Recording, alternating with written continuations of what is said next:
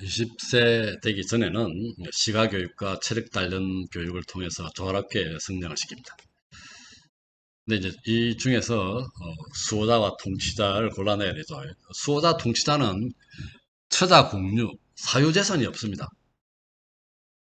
이 생산자는 사유재산 있고 돈을 가질 수 있지만 수호자, 통치자는 처자, 공유하고 사유재산 없기 때문에 누가 안 하려고 그러겠죠.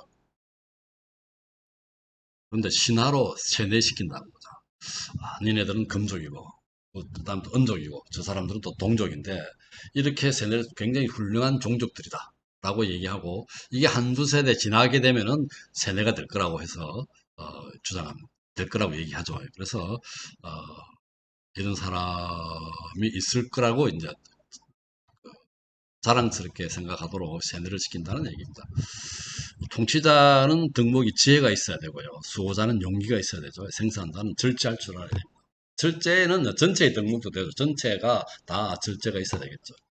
올바른 상태라는 정의입니다. 정의는 각자가 서로 간섭하지 않고 자신에게 맞는 일을 함으로써 이루어지는 게 정의다. 국가가 즉 수호자는 통치자는 지혜롭게 통치를 잘하고 수호자는 용기를 가지고 물론 이 수호자는 이 내부에 대해서는 또 온화해야 되고 외부에 대해서는 외적에 대해서는 또 용기를 갖고 해야 되겠죠. 그 다음에 생산자는 절제할 수 있어야 된다는 거예요.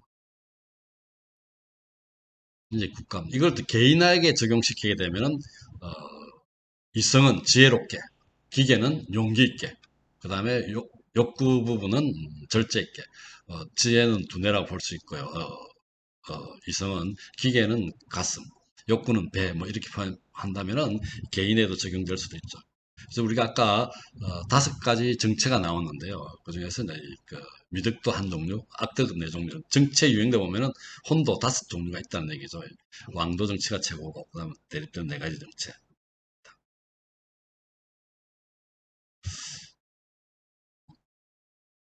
정의, 부정의가 어느 것이 이득이 되느냐. 요거는 아까 말은 옆에서 살짝 찌르죠. 3가지 문제, 파도 문제입니다. 3가지 문제가를, 어, 3가지 파도 문제가 나옵니다. 공유에 대한 문제를 제기하게 되죠. 폴레마르코스, 아레만토스가 이 3가지 문제를 들고 나옵니다. 여성 수호자가 가능하냐. 그 당시는 여성은 사실은, 인간으로, 상당히 취급을 못 받았죠. 여성아, 뭐, 어린애, 뭐, 노예들은. 이런 상태에서 여성 수호자도 가능하다고 얘기하더라고요. 그게 가능하냐? 그 다음 처자 공유와 사유재산 불허가 가능하냐? 그 다음 철인국가 가능하냐? 어떻게 가능한 것인가? 이 문제를 제기함으로써 이게 약간 옆으로 흐르게 됩니다. 그래서 아리스토텔레스는 철학자는 어떤 사람이고 철학자의 품성은 어떻게 되고 가장 중요한 배움인 좀 선의 이데아 이 선의 이데아를 설명하기 위해서 태양의 비유를 듭니다. 태양 자체가 빛이 있어서 보죠. 그 다음에 태양이 있기 때문에 다른 모든 생물이 성장하게 됩니다. 그래서 이 태양의 비유를 통해서 선의 이데아를 설명하게 되고요. 그 다음에 선분의 비유는 뭐냐? 선을 꺼놓고 이제 비유했다는 얘기죠. 그래서 가지개, 가시개로 나누게 되고요. 그 선의 이데아로 가는 알의 대상과 알의 상태를 표현하기 위해서 선분의 비유를 들어서 설명하고 있고, 그 다음에 선의 이데아와 암의 단계를 교육하기 위한 과정으로 동굴의 비유를 들고 있죠. 동굴 안에서 그림자만 보고 있던 사람이 바깥에 나와서 실제 모습을 보고 본인이 다시 동굴에 들어가서 이제 그렇게 얘기했다가 우리가 지금 보는 건 다 허상이고 저것다 실제는 따로 있어 이렇게 얘기하면 두들이 맞겠죠. 근데 이제 그럼에도 불구하고 그 안에 들어가서 내려가서 도로 교육한다는 얘기죠. 그래서 가장 우수한 품성을 지닌 자가 선을 보고 다시 또 내려가서 이 공동체에 대한 빚 아까 빚은 이야기 나옵니다. 공동체에 대한 빚이죠. 자기가 이렇게 이 선의 이데아를 봤다는 것은 공동체에 대한 빚으로 생각하고 공동체를 위해서 교육을 시키는 얘기죠. 그 다음에 어떤 교과목을 교육하고 정규교육 이전은 아까 시가교육과 체력단련이라고 그랬죠. 할 것이냐 얘기입니다. 예비교육을 10년입니다. 수화, 계산, 기하, 입체기하, 천문학, 화성학을 10년 동안 교육을 하게 됩니다. 그 다음에 문답, 변증술이죠. 실제적으로 문답하는 거, 정치술, 뭐 이런 것들은 5년입니다. 실제 그 다음에 실무 경험을 쌓습니다. 동굴로 내려가서 경험을 쌓고 유혹, 그걸 견디는 시험도 하고 15년 동안입니다. 하고 나면 50세가 되면은 조음의 이데아에 대한 인식을 갖추게 돼서 추첨에 의해서 나란 일을 맡게 됩니다. 근데 이게 가능할까요? 물어보니까 소망한다. 그러나 불가능한 일만은 아니다. 그러면서 방법이 10세 이상 농촌을 보려고 한번 해보자. 가능하다 할 수도 있다고 얘기하죠. 그러나 사실은 플라톤은 이 얘기에서 이게 가능하고 가능하지 않다는 것은 별로 중요한 문제는 아니라는 얘기하죠.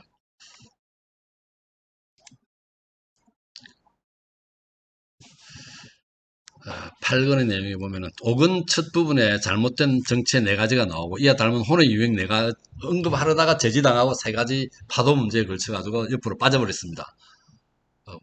삼천포 사시는 분들은 좀 기분 나쁘겠는데 잘 나가다 삼천포로 빠졌다는데 빠져버렸죠. 그렇게 다시 원래 이야기 돌아와서 인간의 성격도 정체의 수만 금전의 종류다. 최선자 정체의 점진적으로 쇠퇴한다. 최선자 정체가 철인한 정체 쇠퇴한다는 거죠. 아이들 출산 실패하고 통치자의 일적 성향이 섞이게 되고 지배계급이 계급이 분노를 일으킨다는 거죠. 그래서 명예지상 정체로 바뀌게 되는데 이성보다는 기계가 우선한다는 거죠. 이성이 우선해야 되죠. 승리와 명예에 대한 사랑이 지배하게 됩니다. 축제에 대한 돈에 대한 욕구가 일어나게 된다는 거죠. 그래서 명예적상 정체로 갔다가 이 과두정은 다시 열로 바뀌게 되는 돈에 대한 욕구가 지나친다는 거죠. 그래서 평가 재산의 근거에 통치를 선발하고 이게 보면은 재산 끌어모으는 부류와 아는 가난한 부류 두 부로 나누게 된다는 얘기죠. 이렇게 이제 정치 체제가 쇠퇴해진다는 얘기입니다. 민주정체는 가난한 부류가 승리해가지고 가도정권을 숙청합니다. 추첨에 의해서 통치를 선정하게 되죠. 제멋대로 할 수 있는 자유에 대한 욕구가 일어나게 됩니다. 자유에 대한 만족할 줄 모르는 욕망과 그 밖에 다른 것에 대한 무관심이 참조정체로 이끈다는 거죠. 참조정체는 민중을 교묘하게 이용합니다. 나라 살림을 그들낸다는 거죠. 그래서 가장 올바르지 않은 사람은 이 참조를 닮은 사람이라고 이야기하죠. 참조제 즉 인간은 남을 지배하거나 남의 노예가 지배하거나 노예입니다. 진정한 자유의 우정은 어디 맛볼 수 없습니다. 혼이 노예 상태입니다. 그래서 언제나 가난하고 만족할 줄 모르는 욕구에 시달린다는 얘기죠.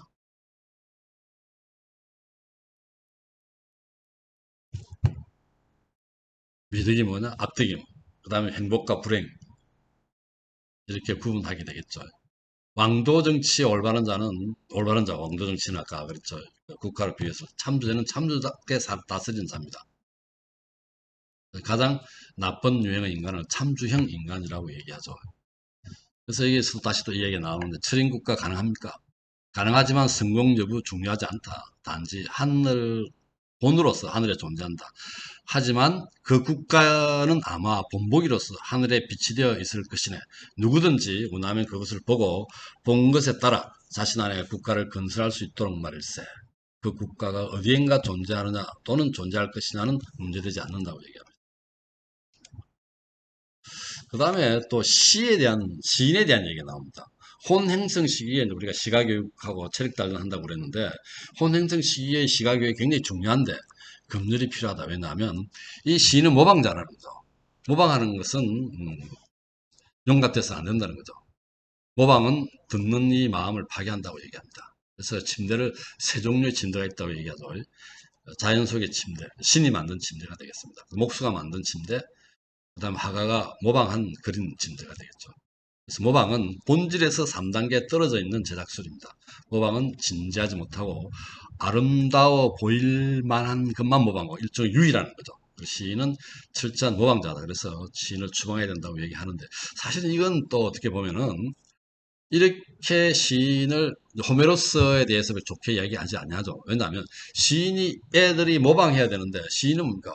툭하면 화를 내고 분노하고 싸우고 이렇게 하죠. 그래서 이게 좋은 게 아니라고 이야기해요. 그래서 사실은 모방이 역할이 중요하다고 하면서 모방하도록 해서는 안 된다는데 사실은 시인이 신을 이상적으로 올바르게 표현했으면 애들은 그걸 모방함으로써 좋게 받아들이겠죠. 그래서 이건 좀 모방만으로 시인을 추방해야 된다는 것보다는 시인들이 신을 바람직스럽지 못하게 그렇기 때문에 그런 거 아니냐 그런 생각이 들기도 합니다.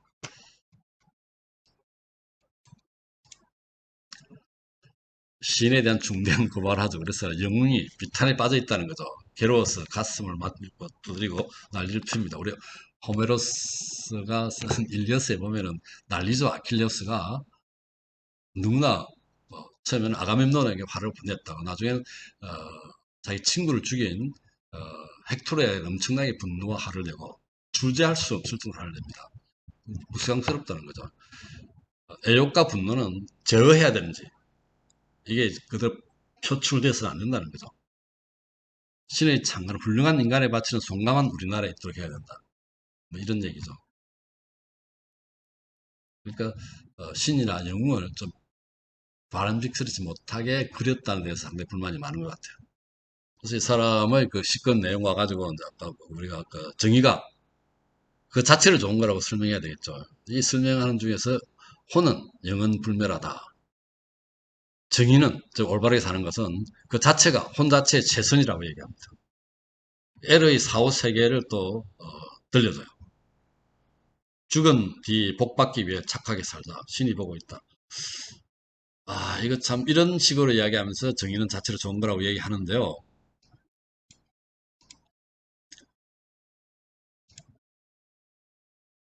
이게 어딘가? 결론이 너무 좀 시시한 것 같아요. 시작과 전개 과정을 고려하면은 정의는 그 자체로 좋은 거라고 얘기를 해야 되는데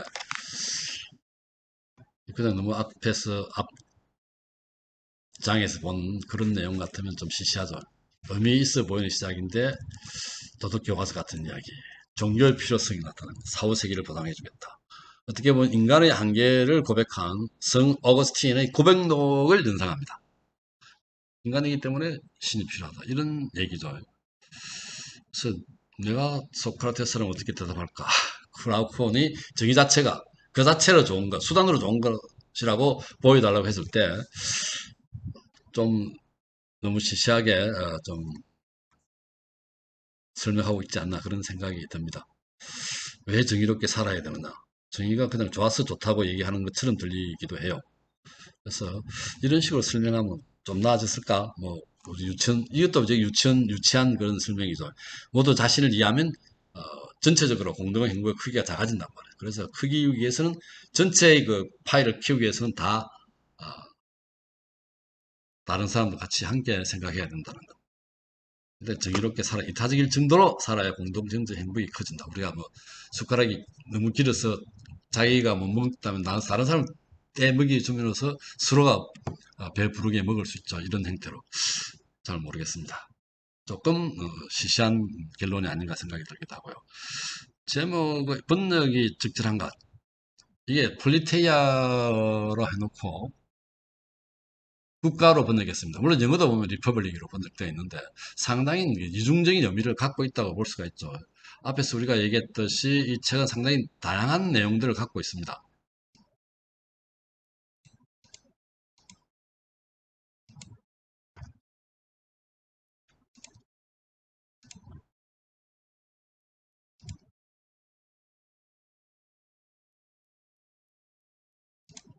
다양한 주제를 갖고 있는 것이죠. 그래서 이게 국가라 하는 거니까 진짜 이렇게 되면 정착하신 분은 이 국가에 대한 기원, 국가에 대한 통치방법, 정치 체제의 변화 이런 데 신경을 쓰게 되죠. 포커스를 맞추게 됩니다. 그러나 사실은 어떻게 보면 이 책은 주제는 제가 볼 때는 어떤 모랄 필로소피 쪽으로 도덕 철학적으로 보는 게 맞지 않나, 더 포커스를 맞추는 게 맞지 않을까 그런 생각이 듭니다.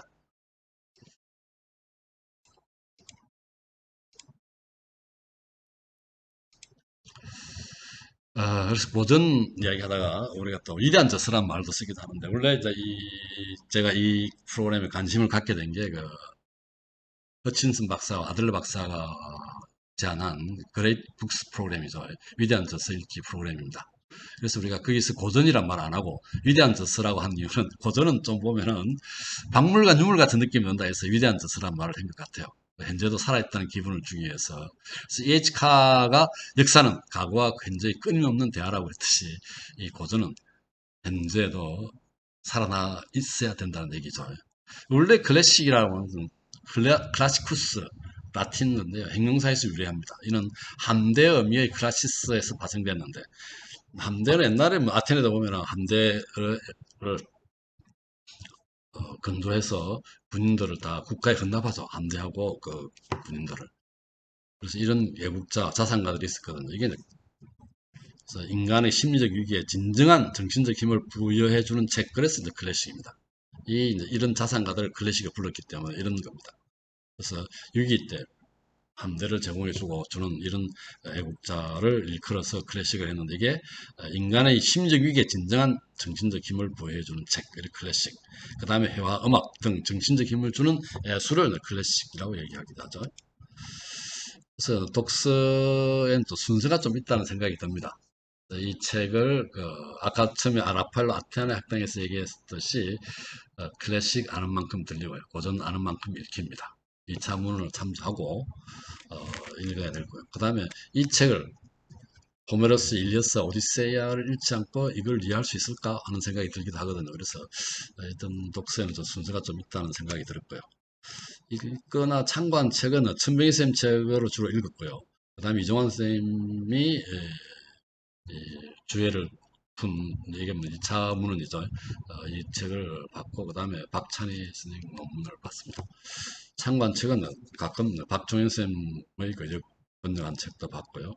그 다음에 뭐 플라톤의 국가론 강의, 이 책도 참조를 했고, 이 외에 또 좀 많습니다. 이태수 쌤 유튜브나 이종환 쌤 유튜브를 참조해서 읽었습니다. 네, 감사합니다. 관심 있으신 분은 이 책을 좀 읽어보시고 뭐 개인적으로 연락해 주시면 토론도 할 수 있겠습니다. 수고하셨습니다.